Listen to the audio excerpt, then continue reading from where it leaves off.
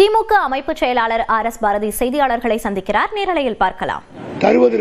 தருகிறோம் என்று பணம் கொடுப்பதற்கு அடையாள அட்டை, வாக்காளர் பட்டியலில் இருக்கிற அந்த நம்பர் எல்லாவற்றையும் ஒவ்வொரு வீடாக சென்று சேகரித்து வருவதாக தகவல் கிடைத்தவுடன் நாங்கள் தேர்தல் அதிகாரிகளுக்கு புகார் கொடுத்திருக்கிறோம். ஆனால் இதுவரை எந்த நடவடிக்கையும் இல்லை. அதேபோல ஜோவோ என்ற ஒரு நிறுவனத்தினுடைய முதலாளி ஸ்ரீதர் வேம்பு என்பவர் பாஜகவுக்கு, அவர் ஒரு பெரிய பணக்காரர், கோட்டீஸ்வரர். அவர் பேரில் எல்லா வங்கியிலும் கோடிக்கணக்கான பணம் இருக்குது. அந்த பணத்திலே அவர் ஒவ்வொரு பாஜகவினருடைய பெயருக்கும் அவர் பணம் அனுப்புகிறார். நேற்று மட்டும் அவர் அப்படி அனுப்ப வந்து 70 லட்சம் ரூபாயை கைப்பற்றியிருக்கிறார். 70 lakhs தானே, 70 lakhs கைப்பற்றியிருக்கிறார்கள். அதை தேர்தல் அதிகாரிகளை கைப்பற்றி உரிய நடவடிக்கை எடுக்க வேண்டும் கொடுத்திருக்கிறார்கள். இப்படி அந்த ஸ்ரீதர் வேம்பு மீது நடவடிக்கை எடுக்க வேண்டும்.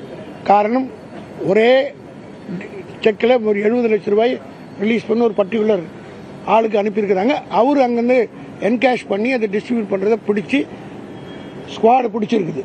70 லட்சம் ஒரே நாளில். இப்படி அவர் தொடர்ந்து செய்வதற்கு இருக்கிறார். அதனுடைய கணக்கையும் இன்கம் டாக்ஸ் பார்க்க வேண்டும், தேர்தல் அதிகாரிகளும் கண்காணிக்க வேண்டும் என்று புகார் கொடுத்திருக்கிறோம். அதே போல 10,000 ரூபாய் செக்கு கொடுக்குற மாதிரி ஒரு பிட் போட்டு அதிமுக கொடுக்குறாங்க. இதையும் ஜனங்களை ஏமாற்றக்கூடிய அளவுக்கு இருக்கிறது. ஆக இதுபோன்ற முறைகேடுகளை பாஜக தலைமையில் இருக்கக்கூடிய கூட்டணியில் ஆரம்பித்து விட்டார்கள்.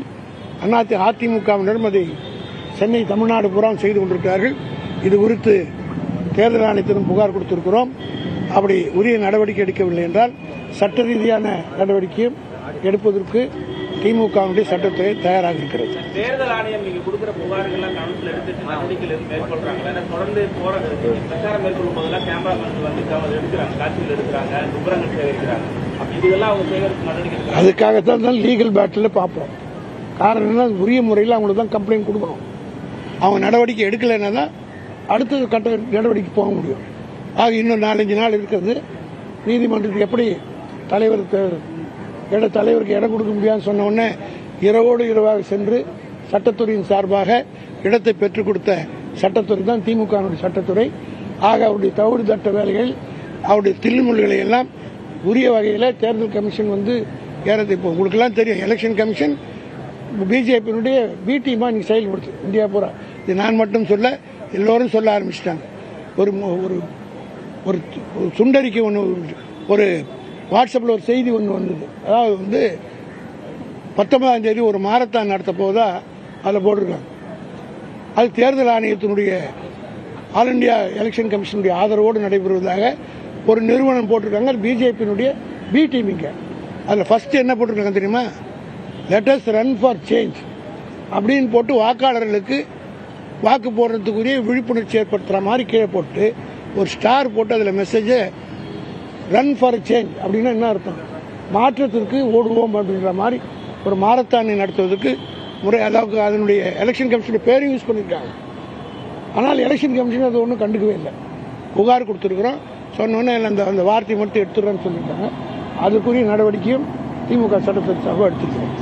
ராகுல் காந்தி நாளைக்கு வர்றாரு, முதலமைச்சர் ஒரே மேடையில் பங்கேற்கலாம் வாய்ப்பு இருக்கா? ஏற்கனவே ப்ரோக்ராம் போட்டாச்சு, ஷஃபிள் ஆகக்கூடாது. அவர் ஒரு பக்கம் பண்றாரு, நாங்கள் ஒரு பக்கம் திமுக சார்பில் நாங்கள் கலந்துப்போம். இன்னும் டைம் இருக்கு. அவர் ஒரே நாள் தான் 18 தான் கொடுத்துருக்காரு. ஏற்கனவே எங்கள் ஷெட்யூல் போட்டாச்சு, அது பிரேக் ஆகும். அது போய் ரீஷெட்யூல் பண்ண முடியாது. காரணம் என்ன, 21ஆம் தேதி அவருடைய தொகுதி தலைவர் வந்து 20ஆம் தேதியிலேருந்து அவருடைய தொகுதிக்கு போகணும் ஓட்டு கேட்க. ஒரே ஒரு நாள் தான் இடையில இருக்குது. அதனால பிரேக் ஆச்சுன்னா அது வந்து டிஸ்டர்ப் ஆகும். அதனால ஏறத்தாழ 10, 20, 30, 40 தொகுதிகள் பிரச்சாரம் பாதிக்கும். அதனால அவரோட பக்கம் பேசுகிறோம். அவரும் அங்கே ஒரு திமுக தான் ஓட்டு கேட்க போறாரு, நாங்களும் அவருடைய கூட்டணி கேட்க போறோம். யாரு அதான் பொய்யாகி போச்சு, வந்துட்டாரு. அதாவது அண்ணாமலை பொய்க்கே பிறந்து பொய்யிலே வாழ்ந்து வந்தது எடுத்துக்காட்டு தான். அவர் வரமாட்டார். நாளைக்கு வர போறாரு, நீங்க எடுக்க போறீங்க, போடுறது.